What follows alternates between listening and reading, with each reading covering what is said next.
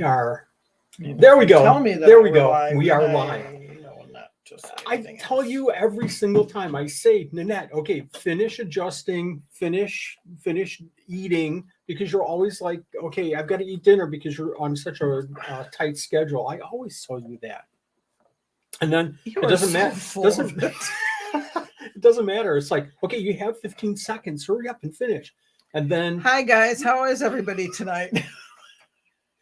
Because I'm done. Okay, with who's here? Who's here, Nanette? Go ahead and read off. You're not going to be here for long. Wow. Frank is here. J-Bug's here. And Frank the Tank, I heard something about him this week. L. Dot is here. What did you hear about Frank? I want to know. Inquiring minds. Crystal told me that she asked him a question. Yeah, I don't think he ever answered She either. didn't tell me what he said. No, I don't think so either. She said that she asked him a question. And that was all I heard. She has lots of questions for you. She does. We had ask you all the questions she wants to. We had an interesting stream Wednesday. We have the lunch with Wally. Well, it was lunch with Crystal. So she jinxed me. I think that's the problem. Is that what it was? Yeah. So we started at 12:30 afternoon. Just as you started at 1:45. Gecko Galaxies. How's it going? Well, we wanted to start at 12:30, and we actually started at 1:45, simply because I had some issues with the live stream, the app, and I couldn't find the show. I couldn't find it. So lots of scrambling and lots of apologies. And we finally got going, and we finally got everything up, and we had probably twice as many people as we normally do. I think everybody was waiting. I mentioned this to Evan before, and we have a very, very special guest coming on in just a minute, folks, and I won't delay this too much longer. You didn't even say hi tonight. Huh? You didn't even say hi. To whom? Hi, everybody. Hi, everybody. So Bubba's living this year. I mentioned to Evan that I have no idea what I was saying. So we delayed for a half hour, and I think everybody was kind of waiting, and we had more people than normal. I think everybody was waiting for the show to come on and say, "Oh, Wally, you stink at these shows." I think everybody was waiting just to laugh at me, which is cool. You know, it's more views. That's cool. Is that what it is? Okay. No, I don't know what it is. You're going to introduce yourself? I'm Wally. Oh, that's what you mean. Hi, everybody. Welcome to the show. I'm Wally. And Nanette. And you're off to yapping already. From Supreme Gecko. I always yap. I can't stop yapping. It's amazing. It's amazing. Lunch with Wally only runs for about a half hour to 45 minutes. It's normally supposed to run a half hour. My plan was for Lunch with Wally to run it for just enough time to have some people ask some questions and for me to give an update or two. It's been every week for 2 weeks, and we are going to have to not do it next week because we're going to do a Buy Me a Coffee membership giveaway next week. So the one day I can be there for lunch, cancel it. We might do it. We might do it at night. I think we're going to do it. Now we're going to do a dinner with Wally. Yeah, it's going to be a dinner with Wally. That'll be fun. Me cutting up, and eating green beans and broccoli and stuff. Don't eat green beans. Hi, J-Bug. So I'll have more information coming out. I have to take some pictures of the giveaway items because we're going to have lots and lots of stuff, lots of high-end stuff, some gargoyles, crusted geckos, some equipment. This is for Buy Me a Coffee members, and we know the routine about every 6 months or so because of your support through Buy Me a Coffee. Link in the description. We're doing a giveaway as part of the benefits for joining up with Dab. Dab, how's it going with the Buy Me a Coffee program? So what else real quick, give me 1 minute of what we've got going on this next month or so. Tomorrow we're going to visit somebody. And nope. Okay. Bill, I shouldn't say anything, but I'll say we're Bill. Going somewhere tomorrow. Bill messaged and said that he's ill. If Bill's watching, and asked if we could postpone. I'm totally serious. So we have tomorrow open. New hat, folks. New hat. So tomorrow there's nothing. Well, there is a lot on my calendar. There's a lot on my calendar too. Okay, so that got canceled. Saturday, Sunday, we're going to be doing a lot of Supreme Gecko things. Next week is I don't know what we're doing. You've got a show you just announced for the Buy Me a Coffee, and then we have our regular show. And then next weekend we have a reptile show in Green Bay on Sunday. Yes. Who is the sponsor of the show? Scaled Up.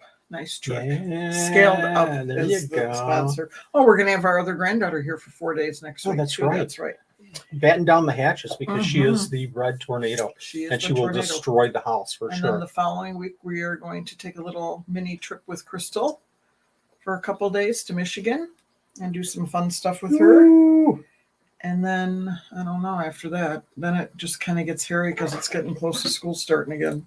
Oh, I finished my classes, but I get to start 3 more on the 21st. So you're not up until 1 o'clock in the morning every single night? Not this week. You're like looking for not until the 21st again. So you can start looking at my to-do list for the Geckos downstairs. List Caesar, we used a couple of do-it-yourselves, and we also use a hoverbaiter, just real quick. If you have questions, put them in the chat.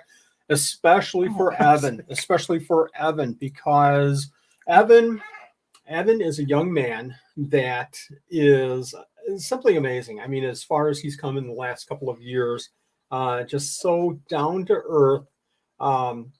He's running a very successful leopard gecko breeding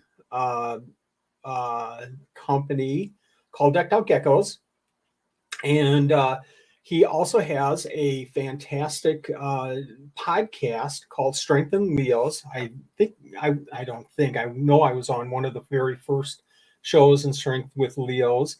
It was a blast talking to Evan.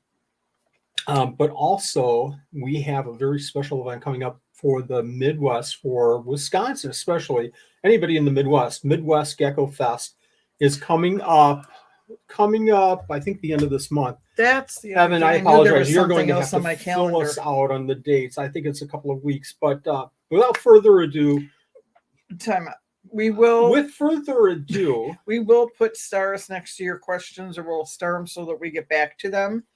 And is that the one in Madison on the 26th? It is the one in Madison on the 26th. You know what? Wisconsin. Yeah. That's really funny because you don't give me any background before we come in here, and I had no idea that's what we were talking about today. Wait, what? Huh? That's what he was. I thought it was something else totally. I'm going to bring Evan on. Evan, thanks for joining us here. Hey, how's it going, Wally? Doing good. Was it one of your first episodes of Strength and Leos? I think it was definitely first season of the podcast. Yeah, we had you on and talked shop. It was a while ago. Yeah, we got to do another one soon. Wow, that was like 14 years ago, right? No, he doesn't it can't look like he's like 18 years you old. look like you're like 18 years old. Yeah, I'm a young guy. Definitely on the younger side. Yes, you are. So we're going to talk about all of these different adventures that you're on, and we're certainly going to talk about Midwest Gecko Fest in just a little bit. But I want to know more about Evan. I want to know more about Decked Out. But first, let's talk about you. What are some of your interests? What are some of the things that kind of got you interested in reptiles and specifically leopard geckos? When did you graduate from high school? Because I don't think it happened yet. I'm still in middle school, Nanette. I wouldn't be surprised. You're high. Yeah, well, I'm actually I'll be a senior in the fall at the University of Wisconsin, so definitely a younger guy, just working my way through school. Started up the gecko thing in high school, so we didn't have any like dogs or cats growing up in the house. My dad always had fish. So I was definitely into kind of the more different tropical things. Grew up really enjoying insects. I remember I had all these bug keepers with all the different bugs that I enjoyed keeping up. Now I'm like terrified of like any kind of bug, like not any kind of bug, like tarantulas, scorpions, like keep them away from me. Oh. Yeah, but really enjoyed that. And then my first kind of exotic animal, I had a fire-belly toad from PetSmart. So that was kind of my first introduction. And then I was like, man, I kind of want a lizard, something cool. I had cousins who had bearded dragons, but they always seemed like super big, like super, I don't know, just a lot to take care of, right? You have the insects, you have the lighting, you have the vegetables that you have to keep going with them. So it seemed like just really not feasible. And then doing more research and then stumbled onto the leopard gecko, right? Your first amazing intro pet that you have in terms of a reptile.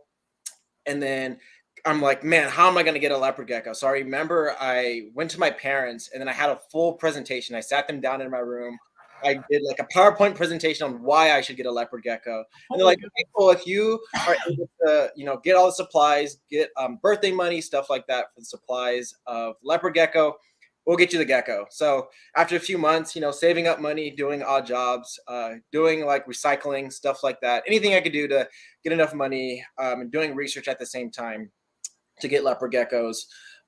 That's what I did. So got my first leopard gecko. My mom came with me. Remember that day like yesterday, but it was, I want to say Bella. It's my first leopard gecko. She's about 8 or 9. Oh, okay. Still have her. She's doing great.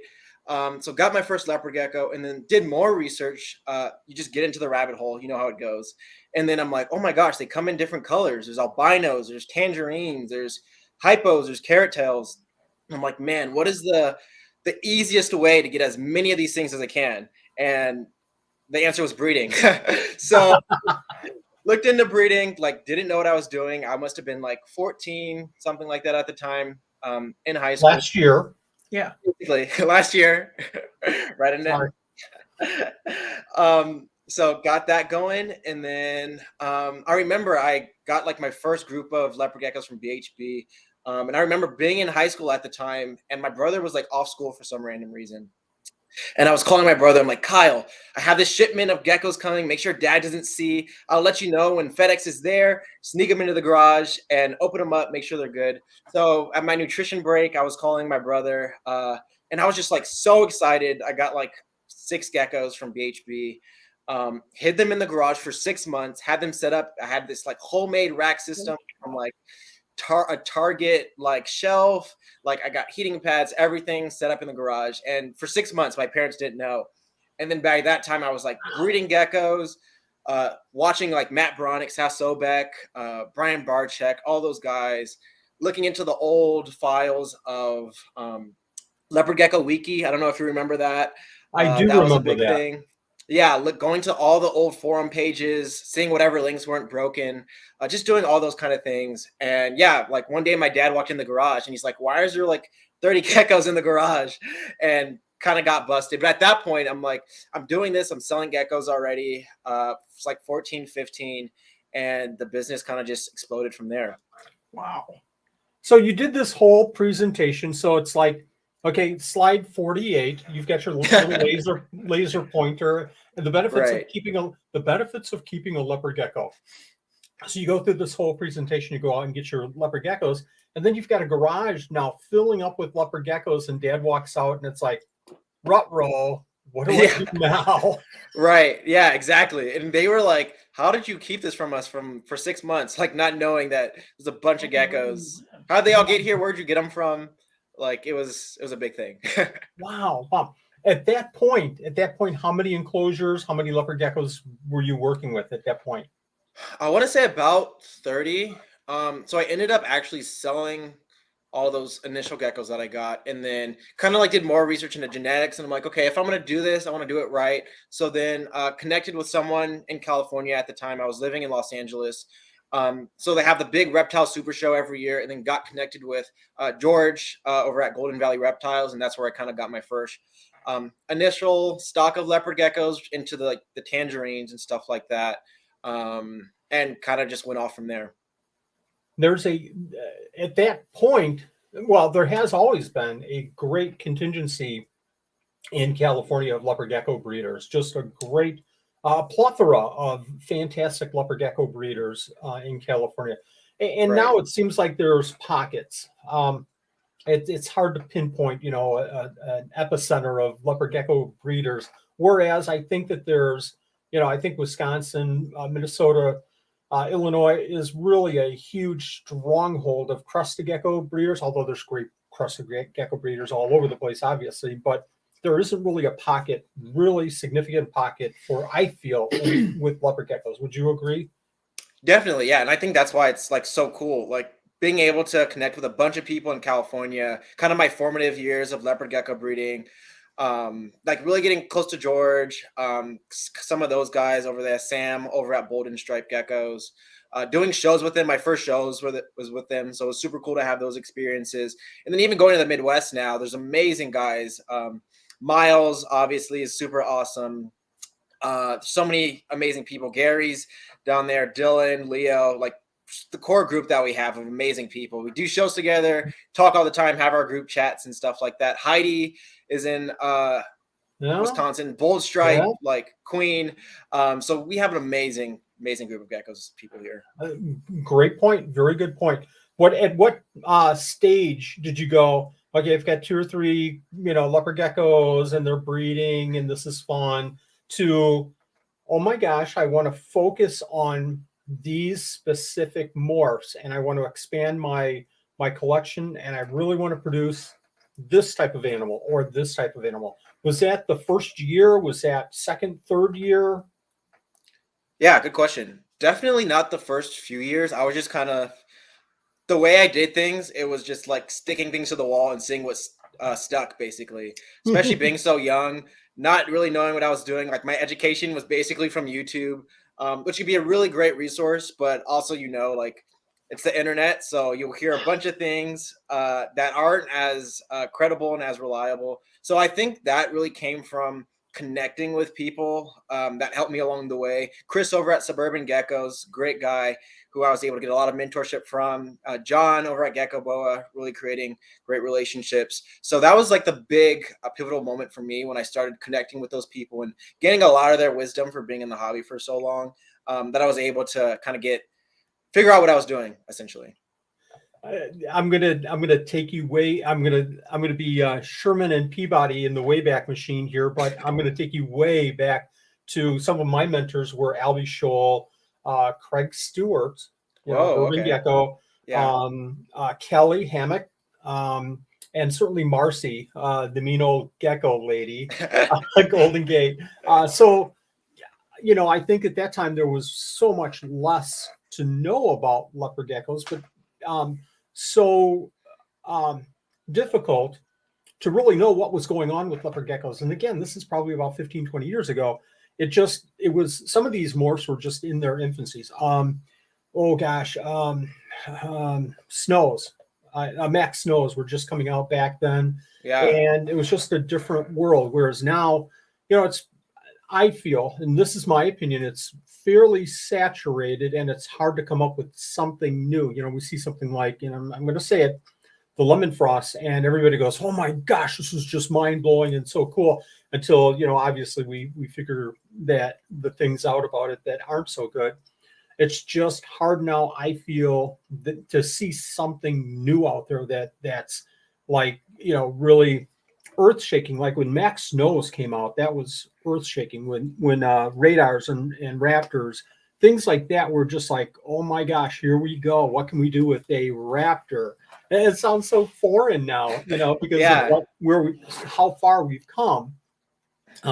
What gets you, now that you have some years of experience down under your belt, what gets you excited about leopard geckos? What's that?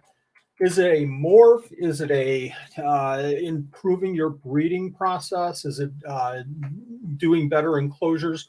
What drives you to get up in the morning and say, I am so excited about leopard geckos?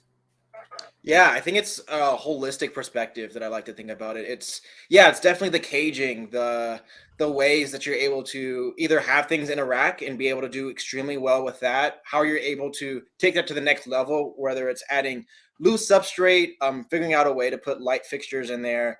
There's just so many amazing things you could go from just that part of it, of husbandry. But even in terms of like the morph aspect of it, like I want to say 2018, 2019, I was able to get my hands on an Albie Snow Ghost. So Miles really kind of resurrected that, those two morphs, those two old school lines. Got my hands on that. And for me, that's kind of been a really big focus. Was able to create the world's first Albie Snow Ghost white and yellow, the first Albie Snow white and yellow ever done. And that was just like insane. That was 2020, like 16, 17 years old, like creating a world's first was like, I was like on top of the world, just being able to see all the crazy things that I've been able to create with that.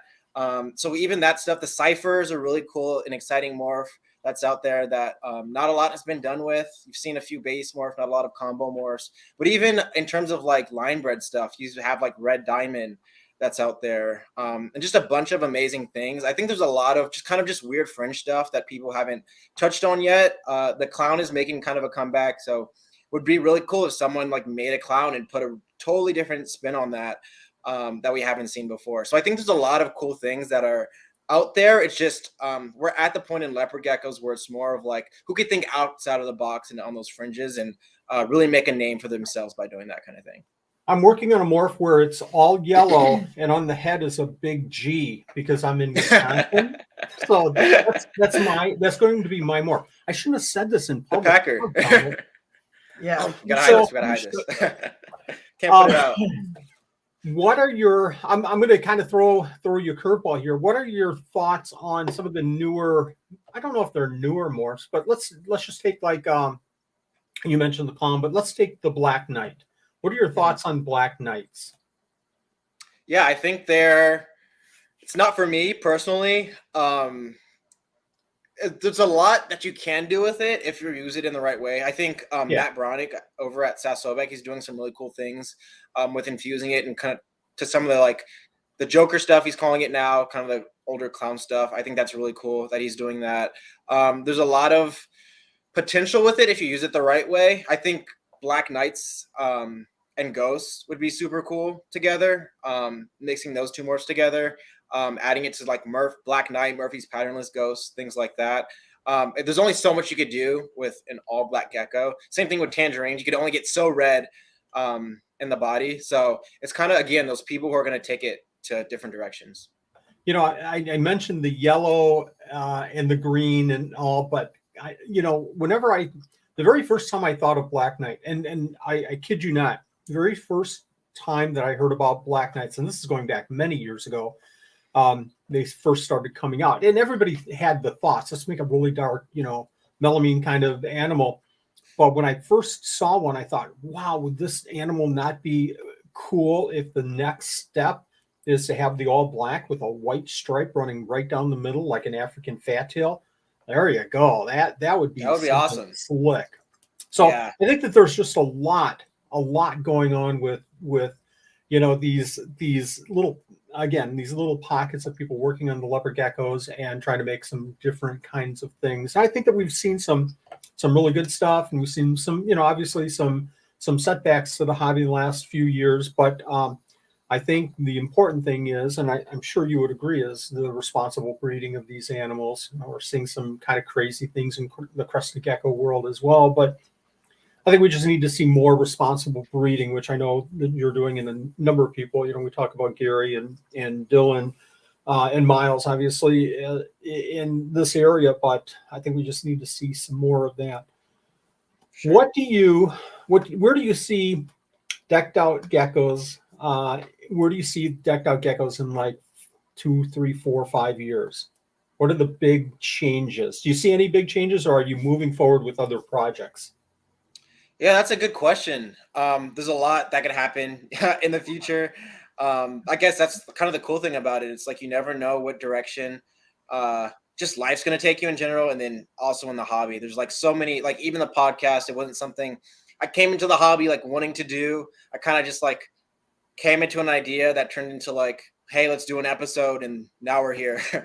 So there's a lot of different ways to do that. Even like you have like so many like cool different things. You have the Coleonyx that you're working with, obviously the gargoyles and the crested geckos, the micro gecko stuff. So maybe getting in a different species at a different time. There's a lot of ways the hobby could take you. There is, and that's what I think that's what makes it very, very interesting. Yeah. Are you going to expand? So my follow-up question there obviously is with decked out geckos. Are you finding yourself kind of looking at other species, other types of animals as well? Are you working? Yeah, there's a lot of cool stuff that's happening. Yeah, and even at reptile shows, you'll like see a species. You'll go over to a table and you're like, "What the heck is that?" Like I've never seen that before. And then you talk to someone and you get excited. Actually, right now I'm actually at I'm in Pennsylvania. I'm actually at Reach Out Reptiles. So that's why I'm like have this cool studio and wearing the shirt. So I'm helping them out with a few things. But they actually have house snakes. Like they have kind of the super door free ticks and all that, and that's such a cool thing. But they have kind of this secret room of house snakes where Garrett is like, like no one can see these. This is my, side project right now. But he's like, this is going to be the next big thing in the hobby. And they have localities and all these cool morphs. And it's like a python, like the intelligence of a python, but it's colubrid size and super cool. It's like the corn snake's cooler cousin, with all the amazing things. He has like new morphs that like aren't even known to the world out there, and he's just generations past everyone else. So get your hands on house snakes, guys. That's going to be the next big thing. They've definitely captured my eye. They kind of just seem like, you always talk about house snakes and the ugly brown snake that you hear from Africa, but the stuff he has out, it's like insane. Blue eyes, like orange head, totally cool albinos with marbles and speckled. He has like crazy things going on here. That sounds absolutely exciting. To see anybody working that much net, you just lost the thing. That sounds absolutely exciting. I can't not even imagine seeing some of these things and people working on them is so cool.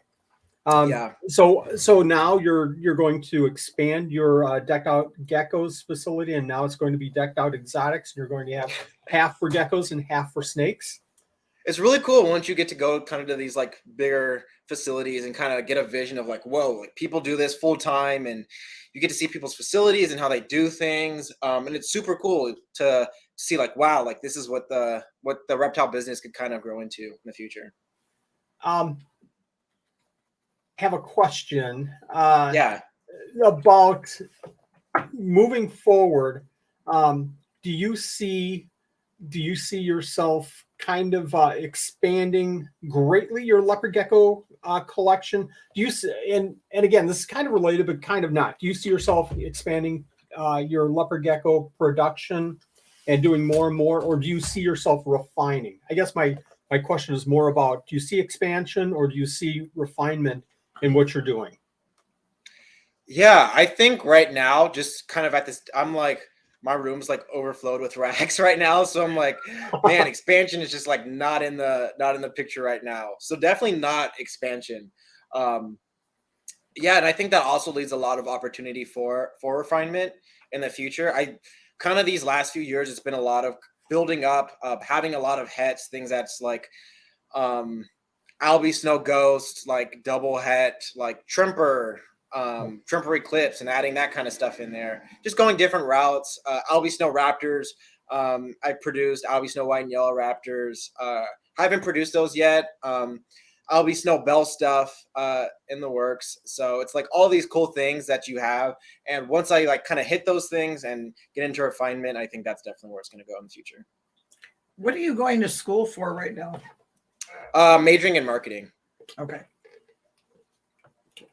Perfect. People ask me all the time, I want to get into reptiles.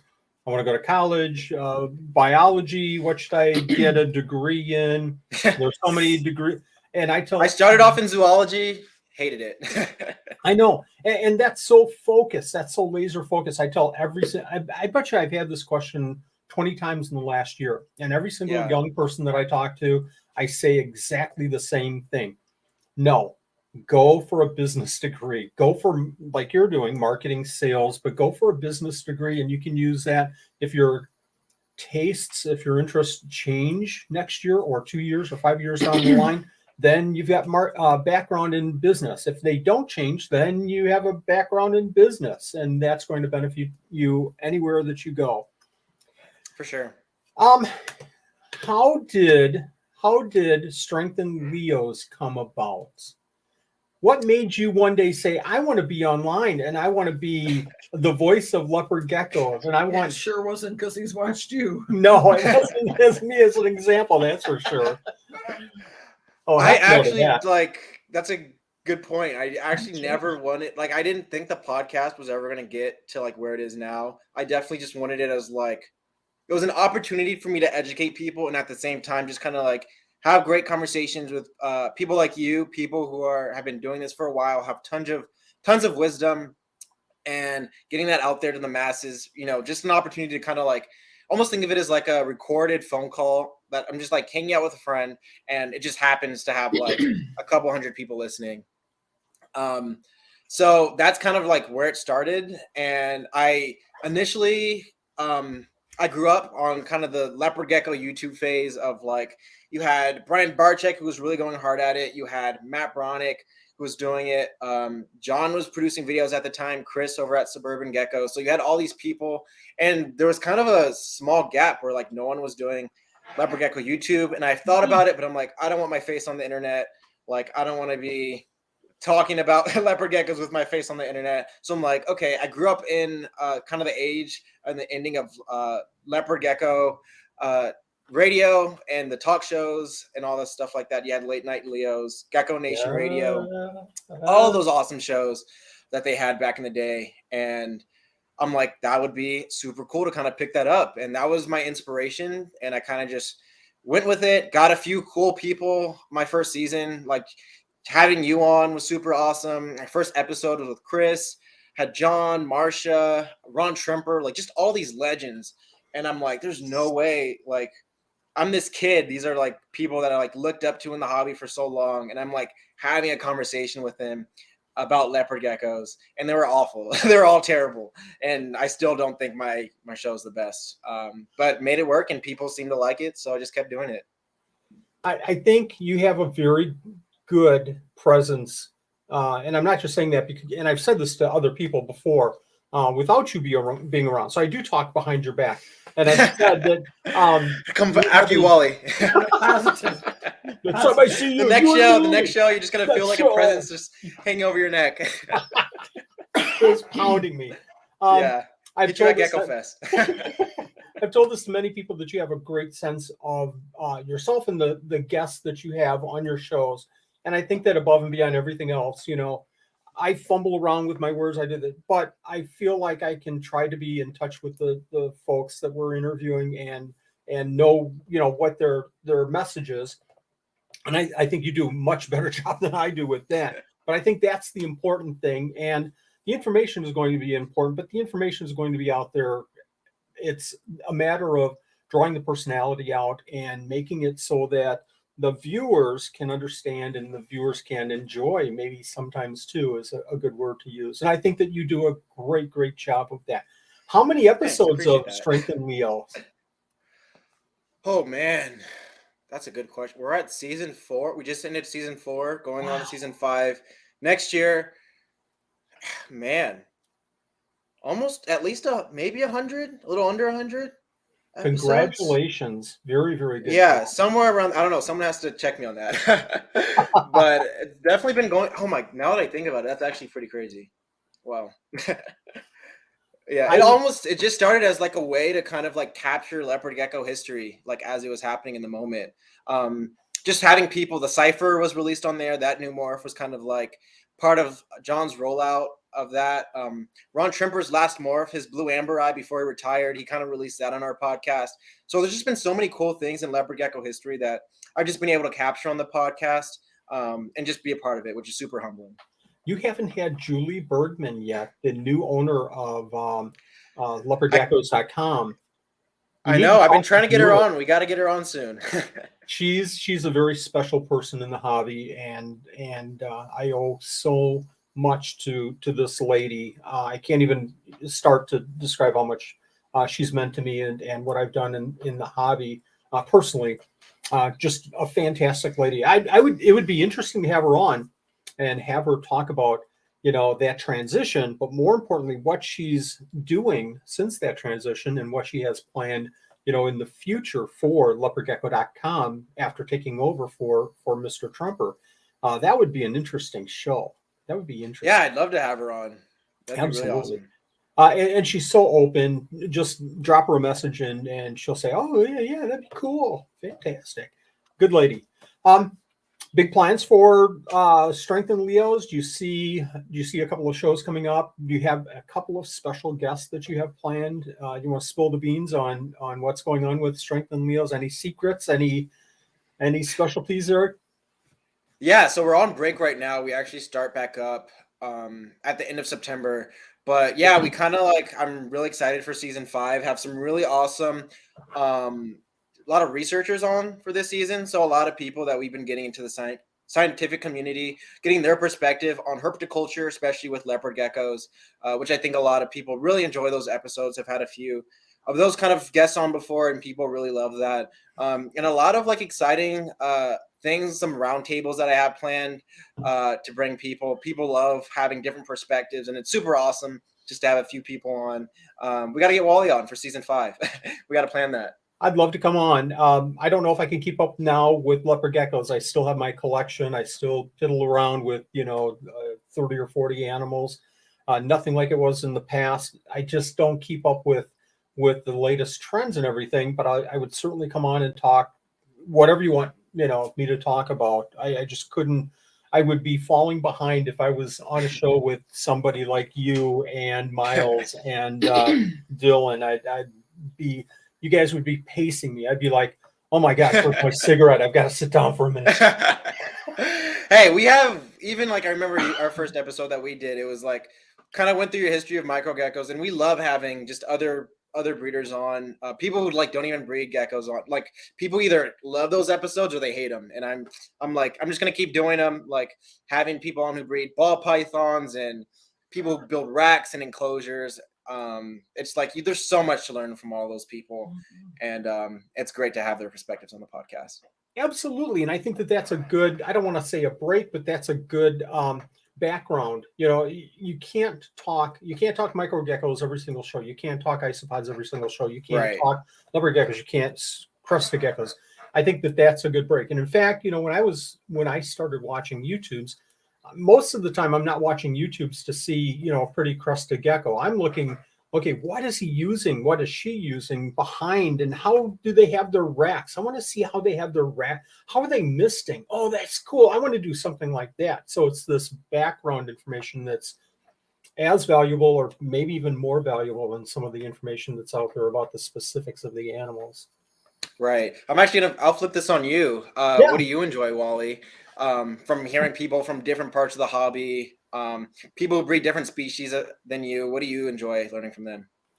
What time is it? We only have a couple hours. Hey, keep going. If it's something that, what do I enjoy watching on YouTube?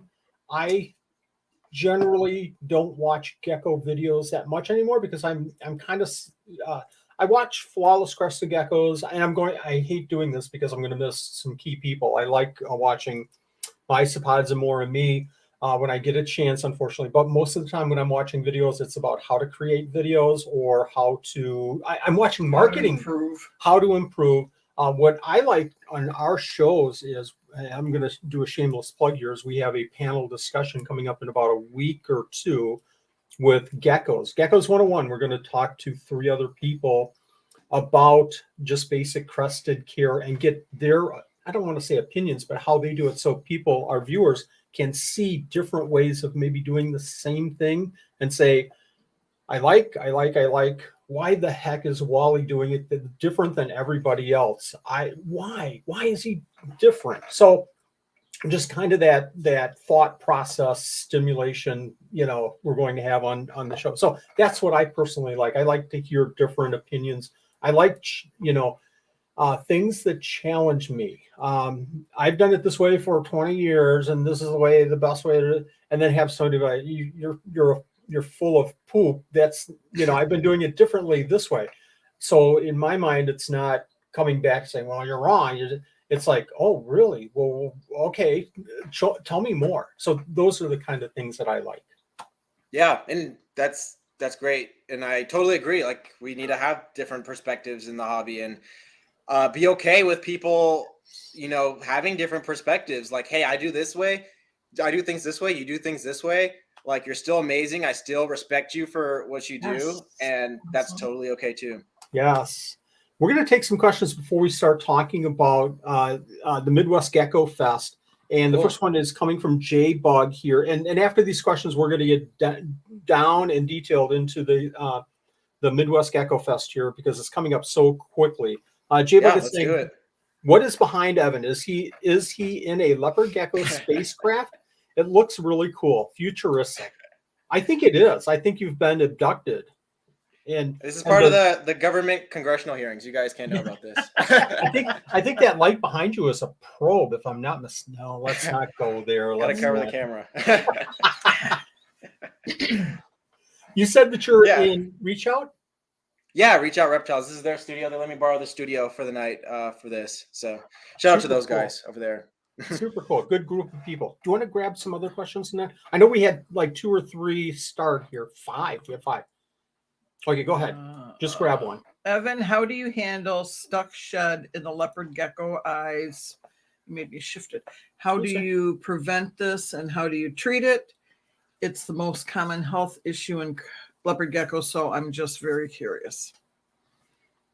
Yeah, so usually I don't struggle too much with stuck shed, especially on like well-established adults and things like that. Sometimes you'll see it in hatchlings if they have some sort of either like it's on my part where husbandry is not fully dialed in.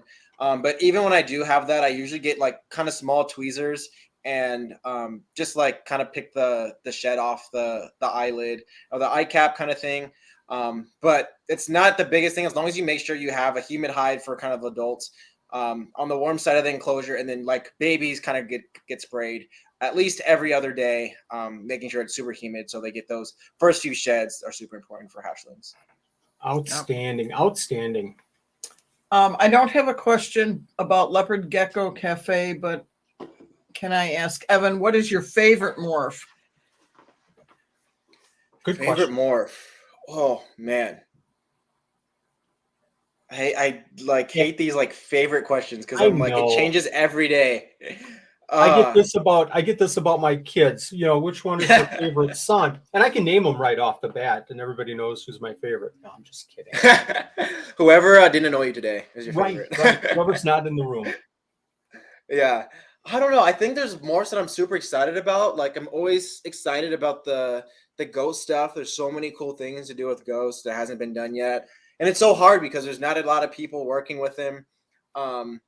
So there's so much untapped potential with the ghost. The Albie Snow, it's like such a classic morph, and we have snows, but like Albie Snows, they stick out. They're like super white, super crisp when you get them from the original lines. Had some bold stripes hatching out that are super exciting. Bold stripe Albie Snows. F2 at this point, F3. Wow. So super cool stuff. And then man, like mix white and yellow in there, get some like jungle patterns. I named like 3 morphs right there. I can't pick one. Another one is, what is something you wish more breeder sellers would say, recommend to new buyers? Similarly, what's the one question you wish the first time buyer would ask you? Great question. Outstanding question. Yeah, for me, I'm kind of thinking about this from like my perspective. Like when I go to breeders, what do I look for? And I definitely look for people with kind of just good values, right? It's like you vote with your dollar in anything that you do, especially in the hobby. And when people are continuing to support people with either bad husbandry or bad breeding ethics, things like that, you really have to do a lot of research and look into people who have been in the hobby for a while. Usually people who've been in the hobby for 10, 15 years aren't people who don't know what they're doing. So you definitely want to get good advice and kind of just hear around. But yeah, go and ask people like, hey, like, what does your husbandry look like? What is it? Look at other customer reviews about what they've done and things like that. But I think when it comes to recommending new buyers to do is just really do their research into like who you're buying from, who's the story, where did that gecko come from, right? What's the story behind that gecko? And the more that you get into that, you could hear the passion in breeders, and the more that they're able to get that information to you, you're definitely able to know like, hey, that's a good guy. See if you can get on a phone call with them, email, whatever they're willing to do. So outstanding answer. Great question and outstanding answer. Do you keep any fat tails? I do not keep any fat tails. Yeah. Strictly with the Leos. Do you have a bias against fat tails? Just kidding. Hey, you got to go. If you're going to pick a gecko, you got to go with the right one. That's right. Have you thought about doing African fat tails? Any likelihood that you might in the future? I don't think so. AFTs, they seem really cool. My buddy Seth over at Huff's Herps works with some really cool ones. I think the Tangerine A-males are super cool. Yes. I'm really interested in the I don't know. There's just so many other genuses that kind of stick out to me. Periodora, super cool. Yep. The Australian knobtails are super awesome. Stropharis, what else has been Coleonyx, banded geckos, super awesome. Yeah, there's just like so many cool things, and I went up everything. So I just like stick with Leos, like don't get anything else. Because if you do, you're gonna go crazy. This is true. Why are you looking at me like that? I'm just because I've lived it. Go ahead. Okay, the last question. The last question is for you. They want to know what your largest pet reptile is. I don't know. What is my largest pet reptile? I was just trying to think.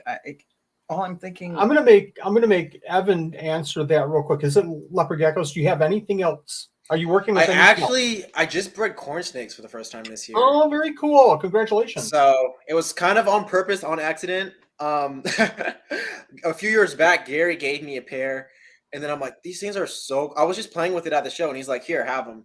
So Gary's awesome. He does crazy stuff like that all the time. So I got these two, and then I just kept getting more. That's the thing. I got like 3 more corn snakes, and then didn't know what I was doing breeding them.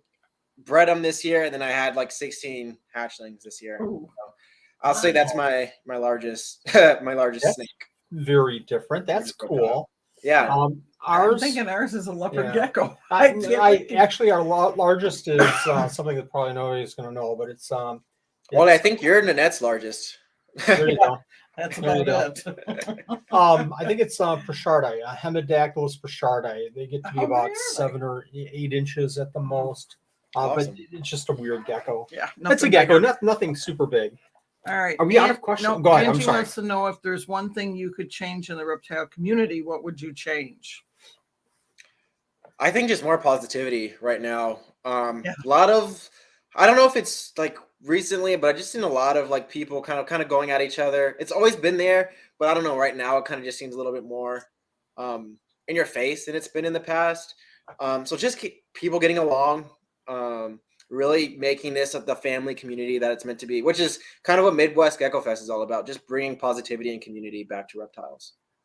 Okay, Mr. Segway, let's find out about this Midwest Gecko Fest. So the first time I heard about it, it was a post on Facebook, and not a whole lot of information out there, Mr. Evan. I had to dig a little bit and then found out all the exciting things that you're doing with this. Where did this idea come from? Number one, where did the idea come from?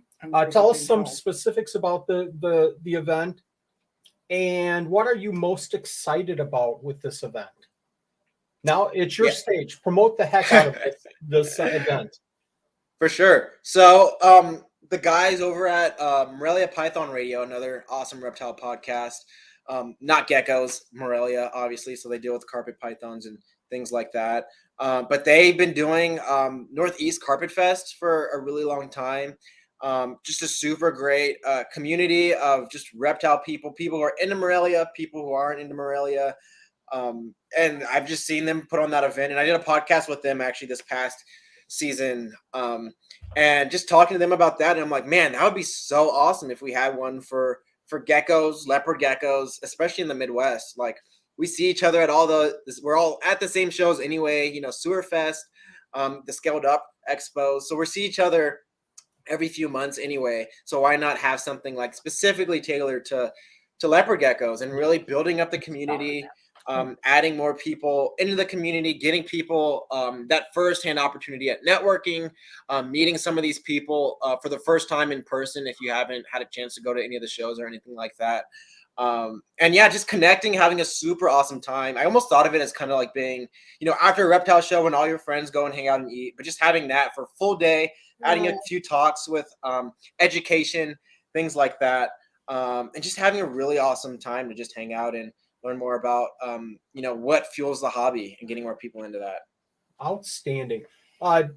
Could you let us, so it's August 26th. It's a Saturday. August 26th. Yeah. It's an all-day event. Pretty much all-day event, right? It starts a little bit later. 10:30.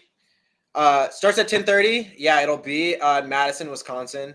For anybody who's local. We also have an online option for people who really want to participate. So we'll have live kind of streaming service happening. I have my guy that helps me with the podcast. He'll be there working on that kind of thing. And then people will be able to be there live. So even if you're not able to come in person, you'll be able to chat in questions, have that community. have access to all the videos and things like that that'll be happening there. Outstanding. Frank, I think I have a link in the description. If you don't mind, Frank, our moderator here, could you grab that and throw it into the chat? If I don't have it in the description, I'll be surprised. I always put stuff like that in. But if I don't, can you find it on certainly on Facebook and throw that link? Thank you, Frank. How many speakers? And could you name some of the speakers? I looked at this list. So I questioned you right away. So who's going to be the speakers? I think I signed up and then said, "Oh, who's going to speakers? Tell us who." And when you came out with the speakers, it's like, oh, this is going to be fun. This is going to be exciting. We have some awesome speakers. So one thing that I love about the reptile community is there's such a great online presence. There's people who do YouTube and podcasts, and there's Facebook groups and forums, and there's all these amazing ways to spread information on the internet, right, and connect people with different things. And I've always loved that about the leopard gecko hobby. And one thing that I really wanted to bring out is like, how do we do that? But have it more like a family reunion, right? Getting people in, seeing buddies that you haven't seen in a few months or even a year, and spreading that information within just a physical, awesome space. So that's what that's about. And we're able to do that with Midwest Gecko Fest. And I've seen it so many, went to Retech Fest this year here at Reach Out Reptiles, and it was amazing. And I'm like, this is just the beginning, and I can't imagine what this is going to be a few years from now. And I think that events like this, when they're done the right way, and I know that this one will be, just take off. So the first year is kind of controlled and kind of a sampling, and then by year 5, it's like, oh my gosh, the last one ended a month ago. I've got to start scheduling for the next one, or else I won't have a place. I won't have a seat. And a month later, after the last one ends, who's the speakers for next year? So I think that these events just kind of take off. We were in the Fish Club, Milwaukee Aquarium Society, for so long. We organized a bunch of shows and big events like this. And as soon as you're done with the first one or the last one, you're starting to plan for the next year. You're already saying, okay, we need to do this, we need to tweak that, we need to change this, and we need to expand, in this area. I know that's what you'll be doing with this one. This is going to take off. Frank is talking. Yeah, it's going to be awesome. And I don't know if you've, Wally, I fell in kind of did the same thing where it's like things are happening in the hobby, like I was talking about before, just a lack of positivity. You're like, man, I'm just like all in this together, or I'm just all into this thing by myself, right? Where you're like, oh, this sucks, and you're kind of just like, I'm in my own space. Everyone else is over here, and I'm just in my own like lonely island. And I think I fall into this. I don't know if you fall into this too, Wally. But it's like once you go to a show, like all of that leaves. You go and share that passion with the people that you love, that you've had these relationships with. And again, this is a great opportunity for that to happen.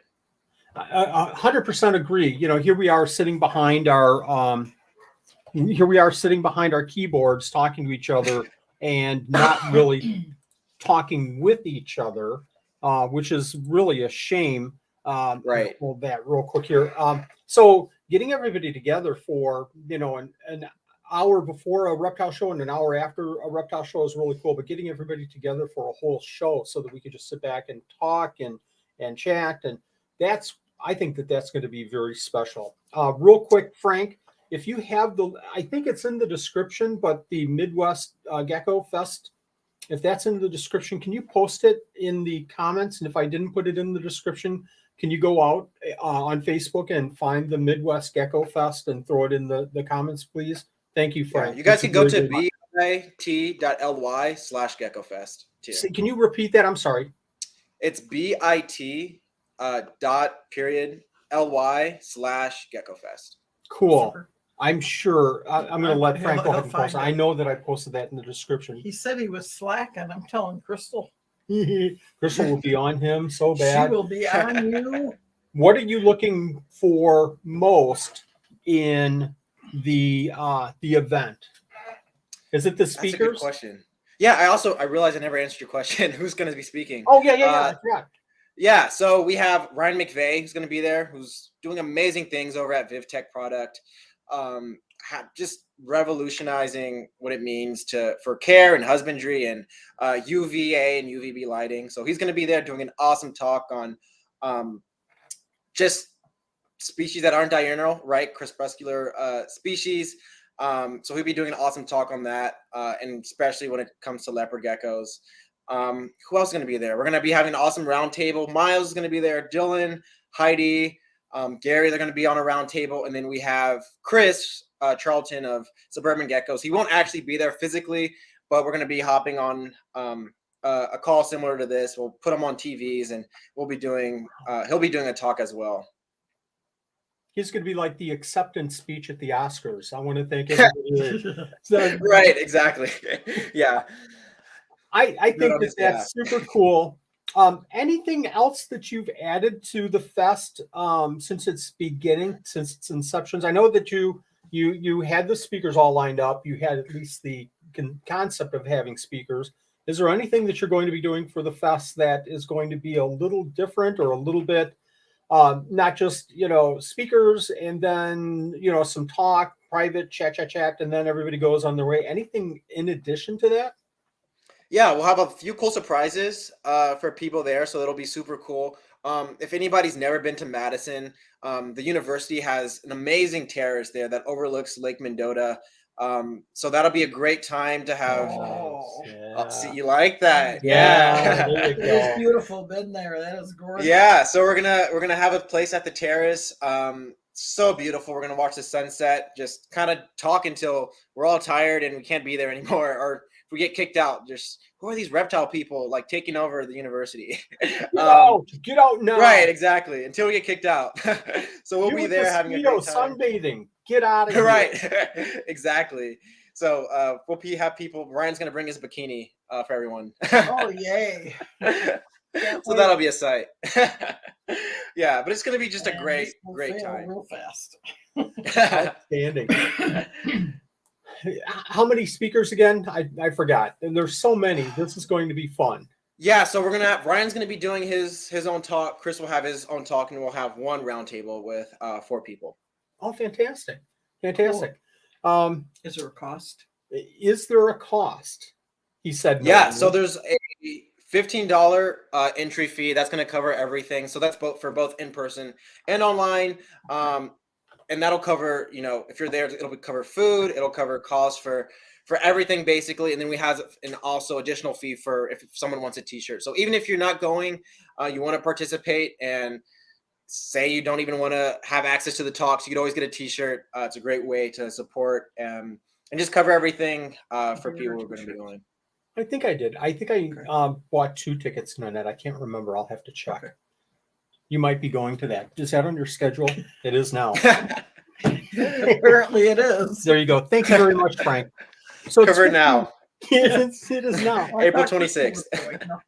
So it's going to be $15 a ticket, and anybody that wants a picture of Wally in a bikini, that's going to be an additional $15. There isn't going to be a bikini of Wally. God, no. Gosh, no. We'll put you in a back room, and we'll have that taken care of. In a locked back room with GoPro and. We'll have a secret code for people, a secret knock to get in. Yeah. Or we'll charge $15 to get out of the room. I like that. You can make a lot of money that way. So as you're doing the event, you're thinking about the event, you're planning it, you're putting it together, you're organizing, you're publishing, doing the promotions, and everybody out in this chat, I want you to go out and find the post and share it on your page if you wouldn't mind. Let's get some support here for Evan and this Midwest Gecko Fest. Is there a limit to the amount of people that you guys can have in?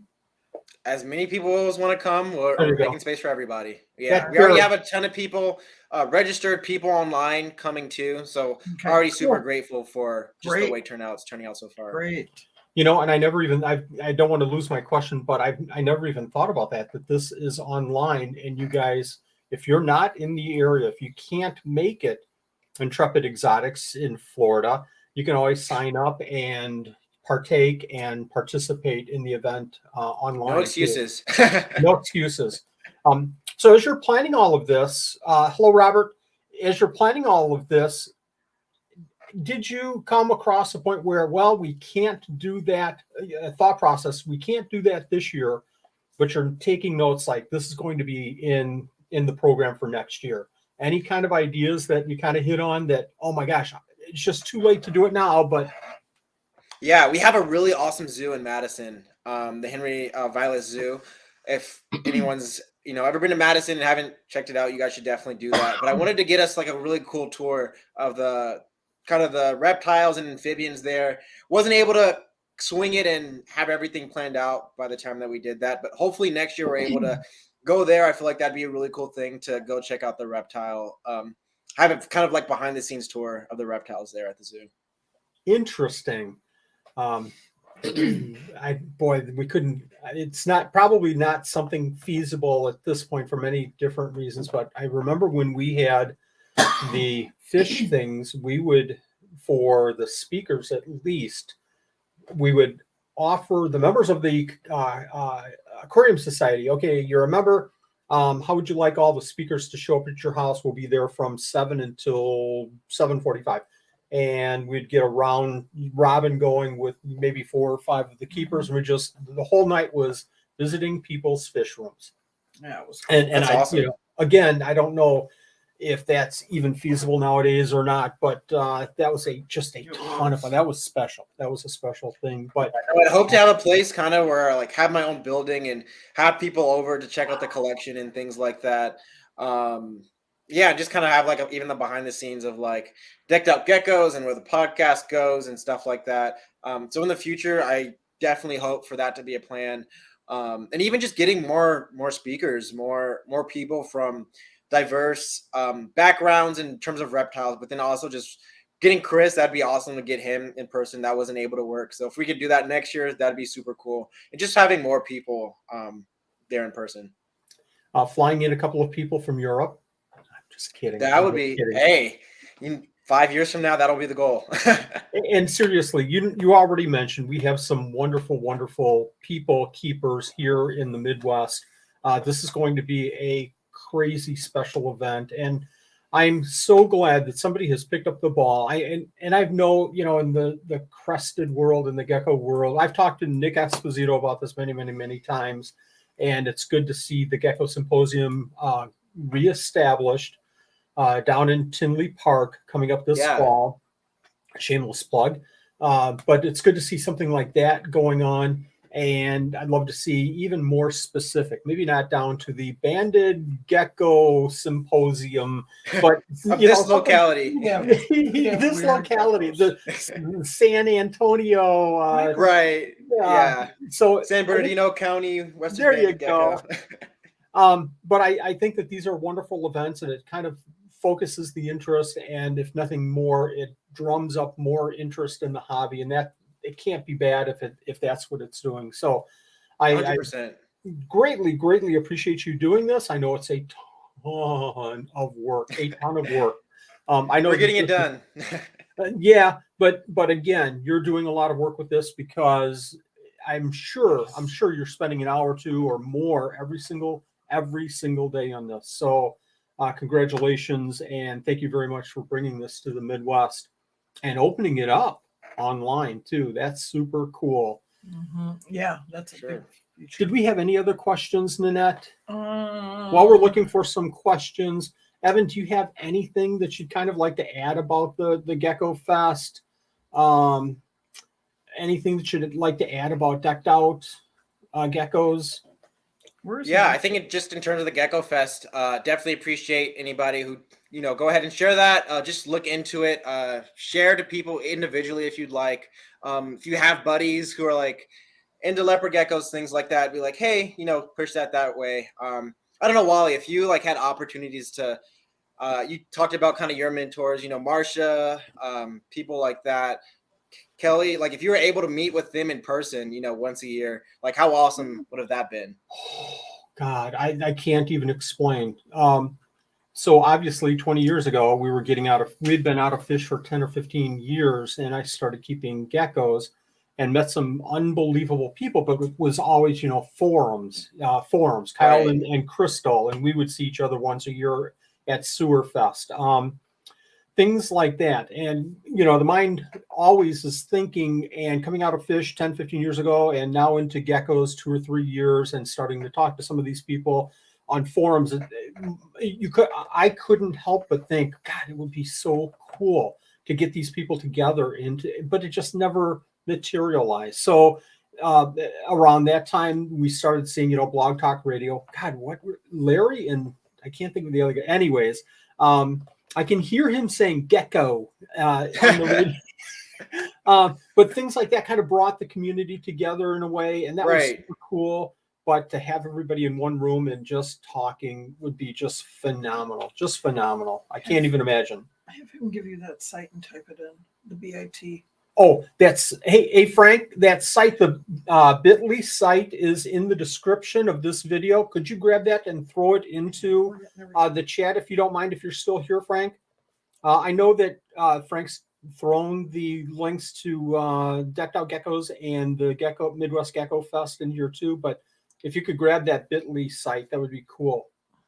I think that, again, this is a I can't even say it the right way. I can't even give it enough emphasis. This is a very special event. And, this is something that I hate to say it like this. I want to be positive, but I'm going to be a little negative. If you miss this, it's going to be, now that you've missed it and see all of the comments and all the pictures and all the conversations on Facebook and all over the place, I tell you folks, it's going to be, I should have gone. I should have maybe, not done this, and I really should have gone. Believe me, folks. Yeah. What are you looking forward to? I'm curious to know what you're looking forward to. Networking. Plain and simple. I want to get together and shake hands and talk animals. I want to see Miles and give him a hug, and, for all that he's been through the last month or so. Just things like that. That's awesome. Yeah, we'll have plenty of that there. Sounds good. If you haven't been to any reptile shows in the Midwest, you can find Evan certainly sporadically at the reptile shows. I know you go to Scaled Up and Show Me occasionally. I don't know if you do any Minnesota or Illinois shows. You're in Madison, right? Yeah, in Madison. Yeah. I've only done Wisconsin shows. I've hung out at Tinley a few times. But yeah, kind of my home base is Sewer. Done Show Me a few times, and then Scaled Up. Love what Dylan and Brittany are doing over there. So definitely want to support them. Go ahead, Nanette. Do you know about the Madison one, right? You heard that they're I'm super. We're gonna go out there. We're gonna go in hard.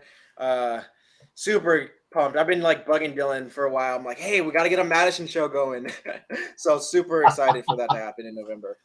That is exciting. Going to the Madison show for years and years, it was sad to see it not be in Madison, but to see it come back is super exciting.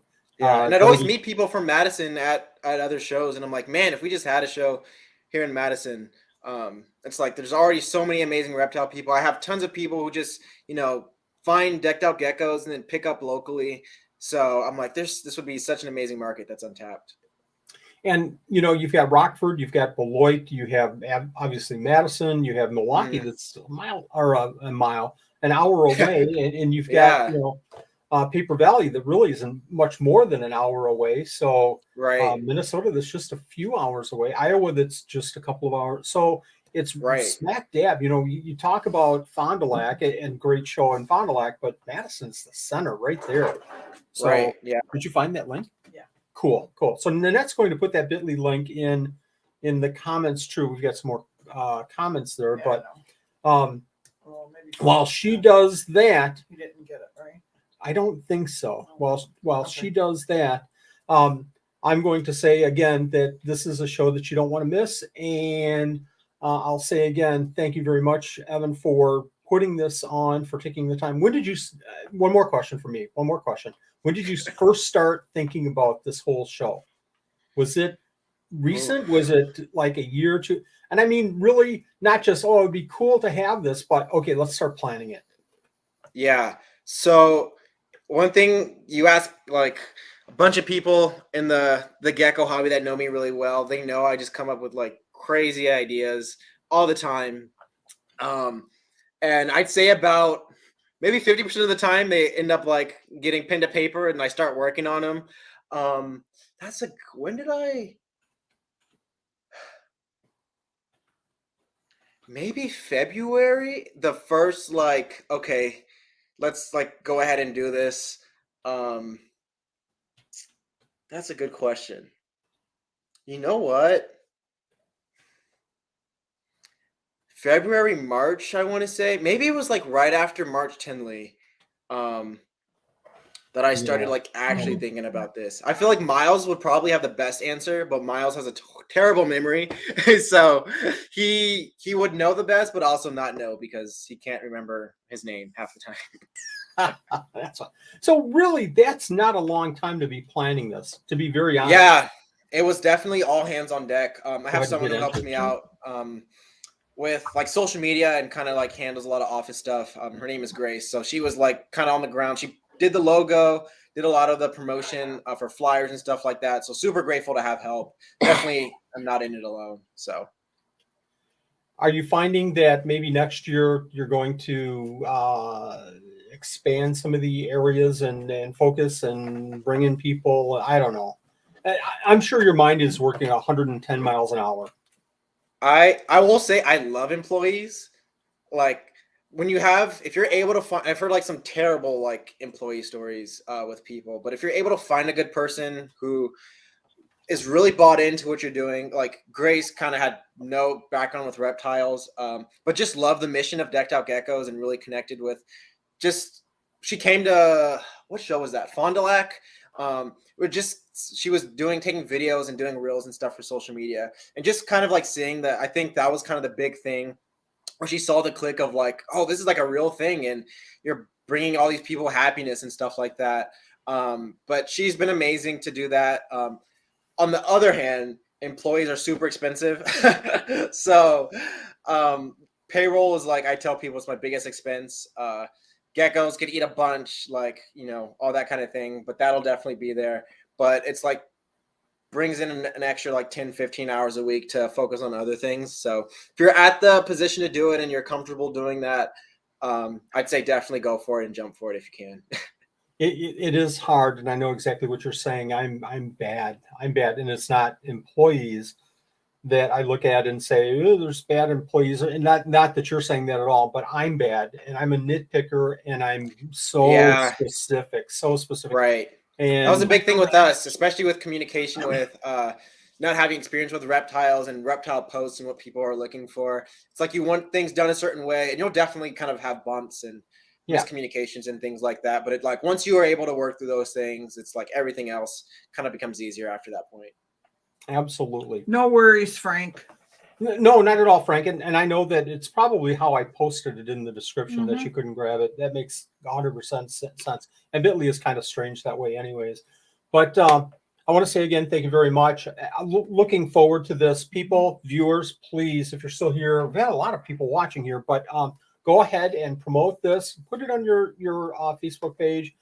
Promote the heck out of it because this is going to be a special event. And I really think, Evan, you're going to be overextended next year because of this, because it is going to, you're just scratching the surface, and this is the tip of the iceberg, and it's going to take off. So I wish you all the best, but I don't have to wish you any luck at all because it is going to go crazy because people are starving for this kind of information, starving. So I'll take it. Even I'm doing a terrible job, like marketing and things like that. With this thing, so if people can see it and latch onto it, I'd super appreciate that. Yeah. What? Any other questions on that? I think there was one more question that we're going to hit it real quick, and then how would a Diablo Blanco breed with a Black Knight offspring turn out? You'll get a lot of really muddy normals. So Black Knight is a line bred trait, so it's all done through selective breeding, and Diablo Blanco is a triple recessive morph with Trimper Albino, Blizzard, and Eclipse. So even though they look really cool, a black gecko and a white gecko together, but that's why it's important to know genetics, because you'll get a bunch of muddy normals. Perfect response. Thank you very much, and I hope that makes sense to our viewer. Thank you again, Evan. We'll let you go here. Really appreciate it. Thanks for joining the show tonight. I know this is such short notice. You already have 1,000 things on your plate. I can see it right now, 1,000 little sticky notes on your desk right there to take care of. I appreciate your time and certainly appreciate you joining our show tonight. Of course. Thank you guys. Wally, Ned, keep up the good work. You guys are doing great things in the hobby. So appreciate See you in a all couple you guys do. weeks. Yeah, ready to party. Get So the I've bikini heard. out. There you go. Bye-bye. See ya. Good night, all.